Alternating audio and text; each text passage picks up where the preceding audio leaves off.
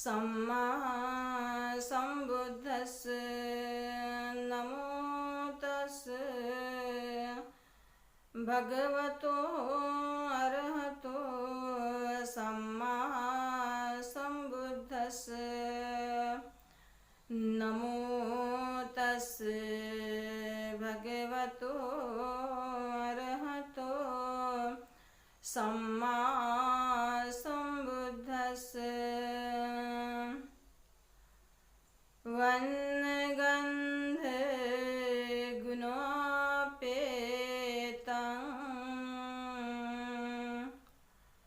एतं कुसुमसन्तति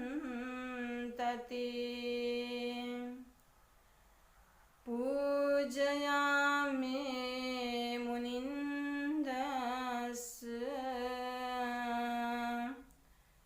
श्रीपाद सरोरुहे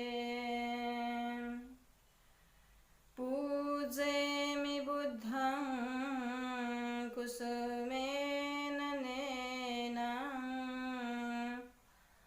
पुण्येन मेत्तेन लभामि मोक्षम्।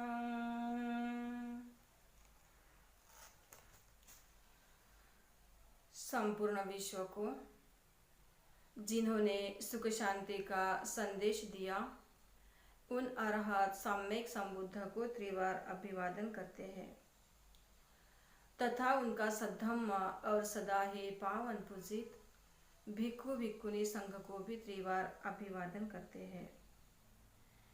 परम पूज्य बोधिसत्व डॉक्टर बाबा साहब अम्बेडकर जैसे सभी महापुरुषों के विचारों को भी हम त्रिवार अभिवादन करते हैं। श्रद्धा बुद्धि संपन्न शील संपन्न आप सभी उपासक उपासिकाओं को मंगल कामना देते हैं, शुभ कामना देते हैं।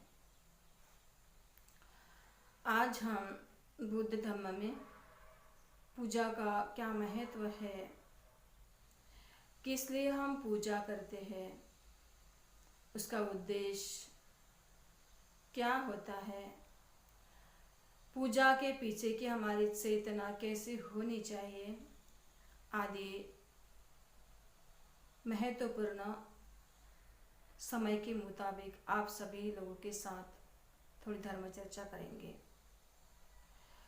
उम्मीद करते हैं कि आप इस धर्म चर्चा को शांति से सुनेंगे, क्योंकि ये बुद्ध का वचन है। जो भी हम बुद्ध के वचन को सुनते हैं तो हर बुद्ध के वचन में मनुष्य मात्रा की एवं सभी प्राणी मात्रा की बहुत ही मंगलदायी, करुणादायी, मैत्रीदायी देशना होती है। तो जैसे हमने जो गाथा की कही है वन्नगंध गुणोपेतम, इसे हम थोड़ा एक उदाहरण देकर आपको समझाने का प्रयास करेंगे। भगवान के समय में एक बार भगवान सुबह का ध्यान समाप्त करके चक्रमण करने हेतु नदी की ओर चल दिए। चलते चलते नदी के पास पहुंच गए। सुबह का वातावरण था, सुंदर हवा बह रही थी, पंछी की गुंजाइश, फूल खिल उठे थे, सूरज उगा हुआ था, नदी का बहता हुआ पानी सा बहुत ही सुंदर मनमोहक ऐसा वातावरण था। ऐसे सुंदर वातावरण में भगवान नदी के पास पहुंच गए और एक पेड़ के नीचे उन्होंने अपना एक आसन ग्रहण किया और आसनस्थ हो गए। उसी समय एक घटना घटी।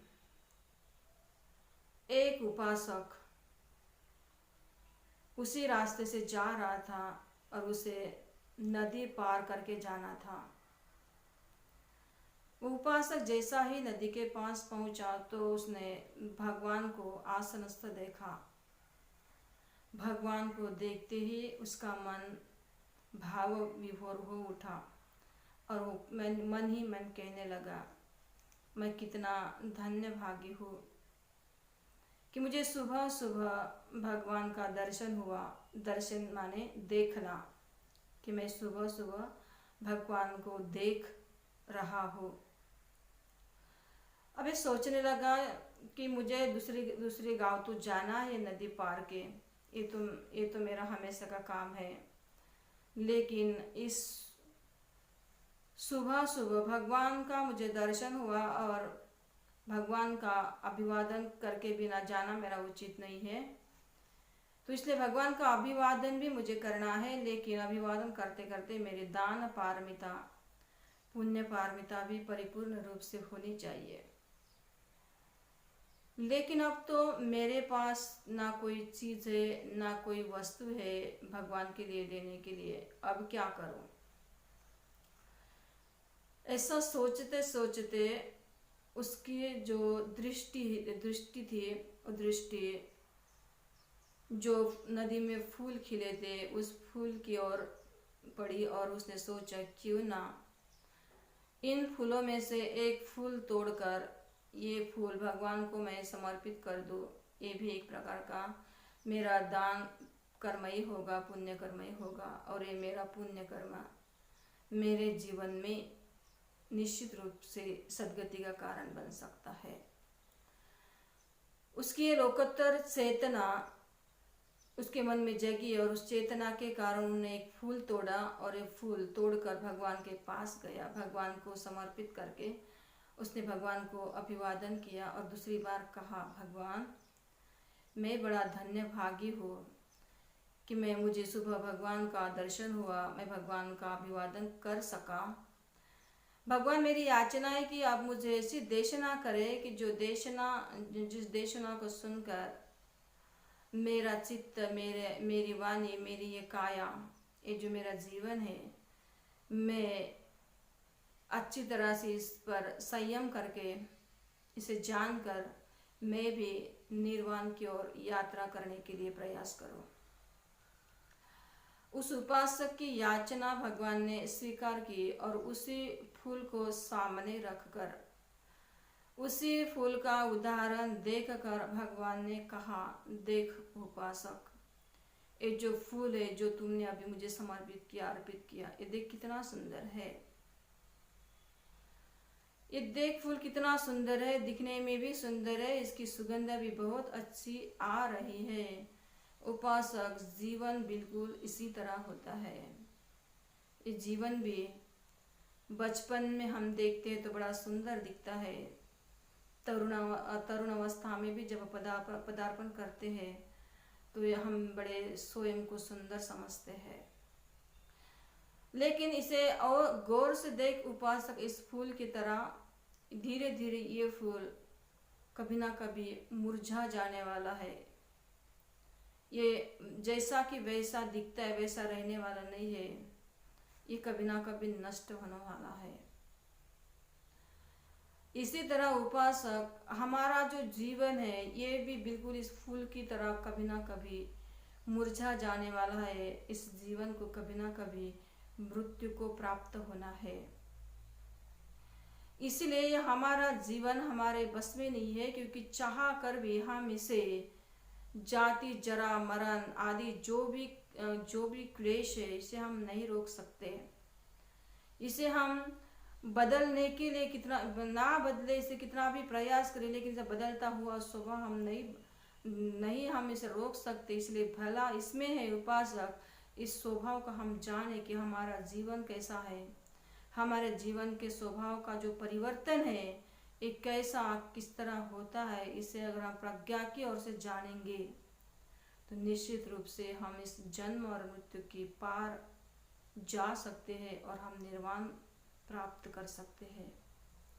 जहाँ हम निर्वाण प्राप्त कर सकते वहाँ ना हमारा दोबारा कोई जन्म होगा, ना हमारा दोबारा कोई मृत्यु होगी, और ना ही हमें फिर ऐसे जीवन में कोई कष्ट भुगतने पड़ेंगे और ना ही कोई दुख दर्द होगा। इसलिए उपासक, इस फूल की भावना करनी चाहिए कि जिस तरह मैंने भगवान को ये फूल समर्पित किया, ये फूल दिखने में सुंदर तो है लेकिन इस फूल का स्वभाव मुरझा जाने वाला है, इसी तरह मेरा जीवन भी अनित्य है, इसे मैं चाहकर भी नित्य के स्वरूप में नहीं बदल सकता। ये देशना सुनकर उस उपासक का चित्त बड़ा सुखदायी हुआ, शांत हुआ और तीसरी बार उन्होंने कहा, भगवान मैं बड़ा धन्य भागी हूँ कि मुझे भगवान की देशना भी सुनने को मिली, मुझे भगवान का दर्शन भी हुआ, मुझे भगवान का अभिवादन करने का अवसर भी मिला और मुझे भगवान की ओर से देशना भी सुनने को मिली। आज मैं कितना धन्य भागी हुआ हूँ, भगवान साधु साधु साधु साधु, ऐसा कह करके उपासक वो अपने रास्ते से चल दिया। उसी समय से लेकर आज तक बुद्ध धर्म में, जैसे कि हम देश में भी देखते, विदेश में भी देखते हैं, जहाँ भी हम अधिष्ठान सजाते हैं भगवान का, भगवान की मूर्ति के सामने हम फूल चढ़ाते हैं, बहुत मनमोहक ऐसा अधिष्ठान हम सजाते हैं कि सुंदर सजाते हैं, बहुत सुंदर फूल, बहुत सुगंधित फूल हम भगवान के मूर्ति के सामने रखते हैं। तो हमें ये सोचना चाहिए कि भगवान के सामने जो भी हम फूल रखते हैं या पूजा करते हैं कि हमारे उसके पीछे की चेतना क्या है। जिस तरह उस उपासक की एक चेतना थी कि ये एक फूल को अगर मैं भगवान को समर्पित करता हूँ तो ये फूल मेरे जीवन में पूजा का एक जो कारण है, कारण तो रहेगा, लेकिन पूजा का कारण है, फूल का कारण मेरे जीवन में जरूर निश्चित रूप से सद्गति का हेतु बने, कारण बने। अगर ऐसे हमारी लोकोत्तर सोच है, चेतना है, तो निश्चित रूप से हम बुद्ध धर्म में जो भी पूजा करते हैं वो सफल होती है। लेकिन उसके पीछे अगर हमारा कोई उद्देश्य नहीं होता, बस फूल चढ़ा दिए, बस चढ़ा दिए बस उतना ही अगर हमारा बस एक सुंदर दिखता है इसलिए ऐसा ही सोचा, तो उसका हमें फल मिलेगा लेकिन कम मिलेगा। लेकिन सही सोच अगर उसके साथ हमारे होगी, सही चेतना अगर हमारे उसके साथ होगी, तो इस पूजा का जो बहुत जो महत्व है, जो बहुत बड़ा गांभीर्य है, जो भी लाभ है वो हमारे जीवन में बहुत बड़ा हो सकता है। तो जो भी हम भगवान के प्रति पूजा करते हैं वो कभी भी व्यर्थ नहीं जाती, क्योंकि उस पूजा के कारण हमारा चित्त हम प्रकाशित करने की और चित्त शुद्ध करने की और हम प्रयास करते हैं और हम लाभ भी होता है कि पूजा करते करते, अधिष्ठान सजाते सजाते, देशना सुनते सुनते, वंदना करते करते हमारा अस्थिर चित्त शांत होने लगता है। तो इसलिए भगवान कहते हैं जो भी धर्म का पालन करते करते हम छोटे छोटे भले ही पुण्य कर्म क्यों ना हो तो हमारे जीवन में बड़े सुखदायी मिलते हैं। इसलिए वंदना में हम कहते हैं कि वन्न गंध गुणोपेतं एतं कुसुम संतति, ये जो भी सुगंधित पूर्ण वर्ण युक्त गंध युक्त फूल है, इस फूल से मैं भगवान की पूजा कर रही हो या करती हो या करता हो, जिसके कारण ये फूल जिस तरह कभी ना कभी मुरझा जाने वाले हैं, उसी तरह मेरा जीवन भी कभी ना कभी मृत्यु को प्राप्त होगा। और जो भी मैं इस फूल के कारण जो भी पुण्य कर्म कर रहा हूँ, कुशल कर्म कर रहा हूँ या कर रही हूँ, ये मेरा कुशल कर्म, ये मेरा पुण्य कर्म मेरे मुक्ति के लिए कारण बने, हेतु बने, निर्वाण के लिए हेतु बने, कारण बने। ऐसी हमारी चेतना उसके पीछे होनी चाहिए, तभी ये पूजा बहुत ही लाभदायक होती है। तो उम्मीद करते हैं कि जो भी हम पूजा करते हैं कि पूजा की सोच कैसी होनी चाहिए आप सभी लोगों को समझ में आई होगी।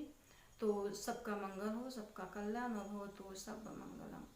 अभिवादनशीलस्य नित्यं वद्धापचायिनो चत्तारो धम्मा वर्धन्ति आयुवन्नो सुखं बलं आयुरारोग्य संपत्ति सर्ग संपत्ति मेव च ततो निब्बान संपत्ति मिनाते समेच्छतु।